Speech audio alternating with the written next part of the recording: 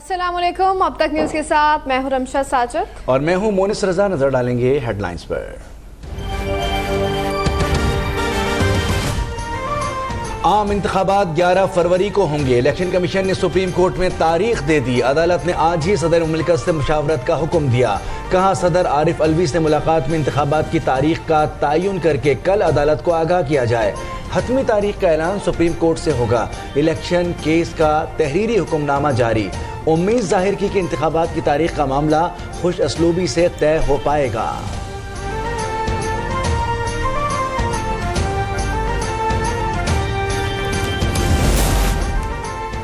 Supreme court के हुक्म पर चीफ इलेक्शन कमिश्नर की सरबराही में इलेक्शन कमीशन वक्त की सदर मुमलिकत से मुलाकात। इंतखाबात की तारीख पर मुशावरत जारी। इलेक्शन कमीशन ने इंतखाबात के लिए 3 तारीखें सदर के सामने रख दी। बताया कि कमीशन ने सुप्रीम कोर्ट पे 11 फरवरी की तारीख दी है।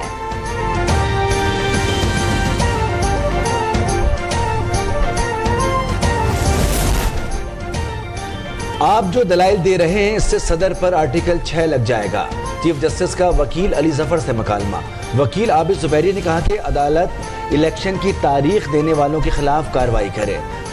चीफ जस्टिस ने जवाब दिया कि आप सदर के खिलाफ आर्टिकल 6 की कार्रवाई चाहते हैं।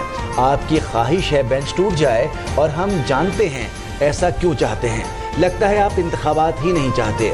जस्टिस अदहर ने कहा कि हुकूमत, इलेक्शन कमीशन या सदर जिसने खिलाफ वर्जी की उसे नताइज का सामना करना पड़ेगा।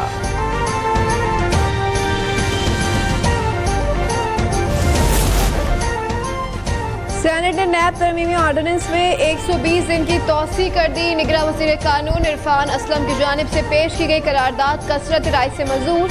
JUI के सेनेटर कामरान मुर्तज़ा की ऑर्डिनेंस में तौसी की मुखालफत। सदर आरिफ अलवी से फौरी इस्तीफे का मुतालबा। ऐवान बाला में इज़हार ख्याल करते हुए कहा कि आज सुप्रीम कोर्ट में तय हो गया है कि सदर मुमलिकत इलेक्शन की तारीख देने में नाकाम रहे हैं।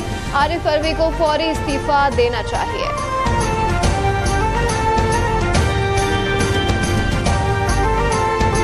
आज वो सदर की डेट देने का मामला शायद सुप्रीम कोर्ट में भी क्लियर हो गया है कि डेट इलेक्शन की किसने देनी थी। आर्टिकल 48 में सदर साहब ने देनी थी, जिसमें वो नाकाम रहे। तो मेरा ख्याल है कि उनका रेजिग्नेशन बनता है। आइन किसी नाअहली की मुद्दत तजवीज़ करता है, वो अपर लिमिट वो होगी। जहां पे आइन नहीं करता, आइन में दी गई अपर लिमिट से आगे नहीं जाएगा। दुनिया में कहीं नहीं है कि कोई शख्स ता हयात महल हो जाएगा। भाई ये कहां पे लिखा है और कहां से ये फैसला आया। आइन ने कानून बनाने का इख्तियार सुप्रीम कोर्ट को नहीं दिया। कानून बनाना पार्लियामेंट का इख्तियार है। चीफ जस्टिस ने सारा बेंच बिठाया जिसने फैसला दिया कि अवाम के लिए कानून साजी का इख्तियार पार्लियामेंट को है। मुस्लिम लीग नून के सेनेटर आजम नज़ीर तारड़ का सेनेट में इज़हार ख्याल। कहा कि अहम कानूनी मामला सिलेक्टेड बेंचेस के सामने रखे जाते थे। दुनिया में कहीं भी किसी को ताहयात नाअहल नहीं किया जाता। नवाज शरीफ के खिलाफ बेबुनियाद केस बनाए गए। साबिक चीफ जस्टिस ने खुद कहा ताहयात पाबंदी गैर मुनासिब है। मुस्लिम लीग नून के सेनेटर इसहाक डार का सेनेट में इज़हार ख्याल। कहा 100 मोटो के तहत लिए गए फैसले मुतनाज़ थे। 100 मोटो के बाद मर्जी के बेंचेस बनाए गए। मुझ पर 20 साल टैक्स रिटर्न में ताखीर का इल्जाम लगा। मैंने कभी 2 मिनट भी ताखीर नहीं की।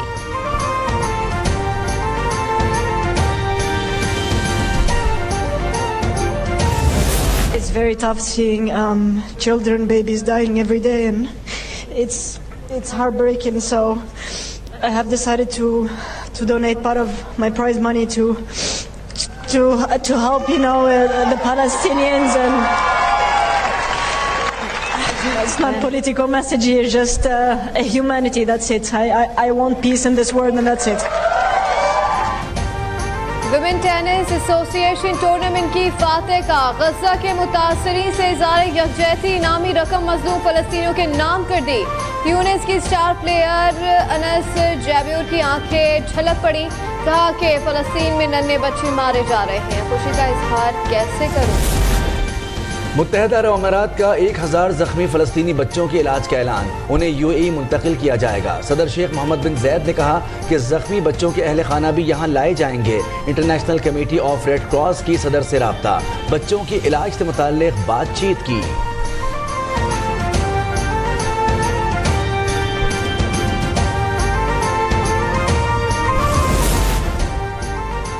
गजा इज्तिमाई कबर बनता जा रहा है। अदाकारा एंजेलिना जोली ने जबालिया कैंप की तस्वीर पोस्ट कर दी। इसराइल को आड़े हाथों लेते हुए कहा कि बेबस आबादी पर वहशियाना बमबारी की जा रही है, पूरे खानदान कत्ल किए जा रहे हैं, उनमें 40% बच्चे हैं। अदाकारा की आलमी ताकतों पर भी कड़ी तनकीद।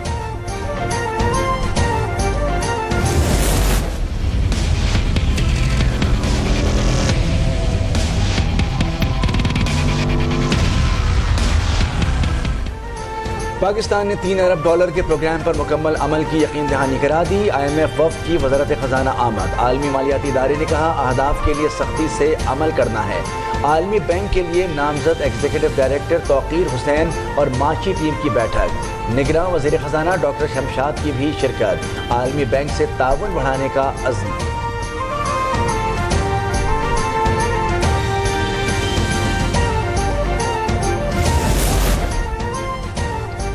जस्टिस इरफान सादत कल बतौर सुप्रीम कोर्ट जज ओहदे का हल्फ उठाएंगे। सुप्रीम कोर्ट में हल बर्दारी तकरीब के इंतजाम मुकम्मल। चीफ जस्टिस काजी फायज ईसा जस्टिस इरफान सादत से हल्फ लेंगे। तकरीब में जजेस और सीनियर वकला शिरकत करेंगे। मेयर कराची ने शहर की तरक्की के लिए मुखालफिन को मिल बैठने की तजवीज़ दे दी। मुर्तज़ा वहाब कहते हैं कि लोगों ने पीपल्स पार्टी के बुग़्ज़ में तमाम मसाइल नज़रअंदाज कर दिए हैं। पानी से मुताल्लिक कहा वॉलमैन एक माफिया है, सब जानते हैं कि ये किस दौर में भर्ती हुए थे।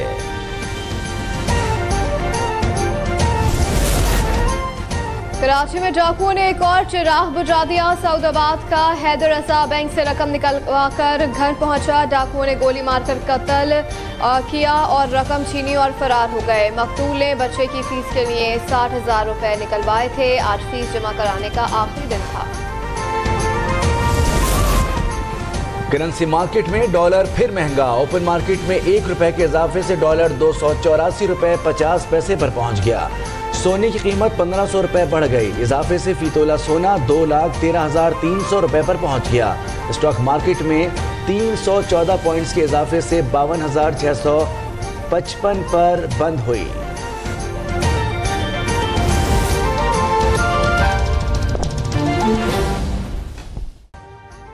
अभी सब्सक्राइब करें ताकि कोई खबर रह न जाए।